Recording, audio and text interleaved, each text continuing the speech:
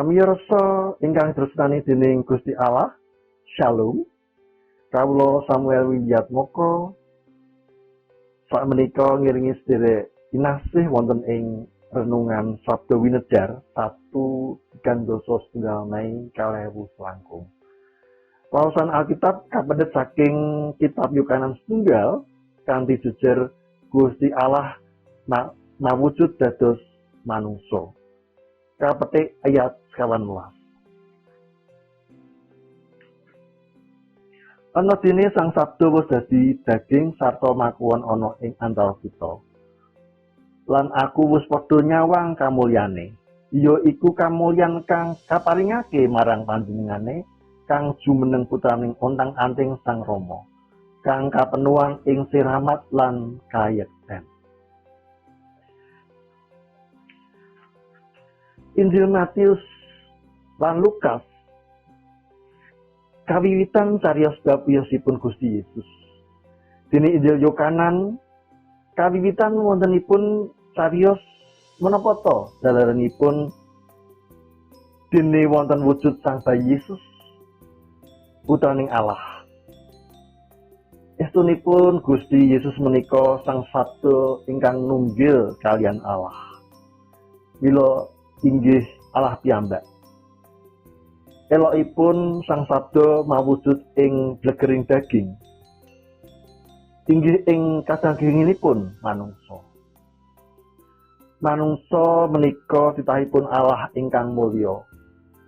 Nanging yen Injil Yohanes mratelaken Sang Sabda wis dadi daging. Maksudipun bilih Allah ingkang mulya kaso ngagem citaning kamanungsan ingkang ringkih, ingkang kersa ngrucat kamulyan, makuwon utawi dedalem wonten ing salebeting gesangipun manungsa. Panjenenganipun saestu boten beda kalian kita manungsa. Panjenenganipun rucat kamulyan manunggil kalian manungsa.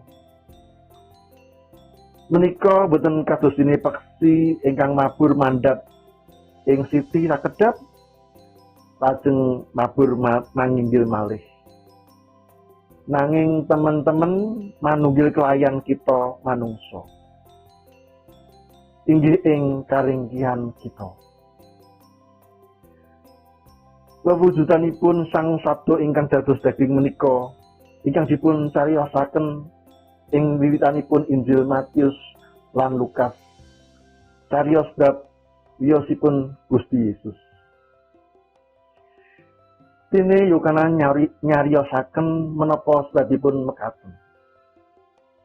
Sang Sabda ingkang dados daging menika mulya, jumeneng putraning Allah ingkang ontang-anting, ingkang kapenuhan siramat lan kayekten. Mila panjenenganipun boten kok ringkih.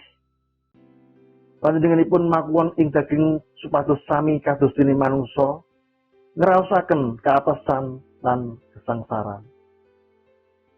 Senadyan mekaten panjenenganipun tanpa dosa. Kanthi cara mekaten panjenenganipun ngersakaken dados mitra kita nunggil kalian kita. Kanthi mangertos lan pitados dhateng Gusti Yesus ingkang minangka wujudan kedaginganipun Allah.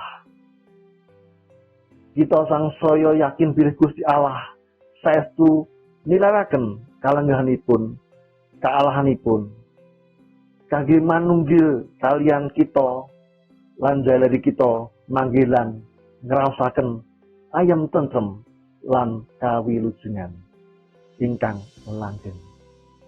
Amin.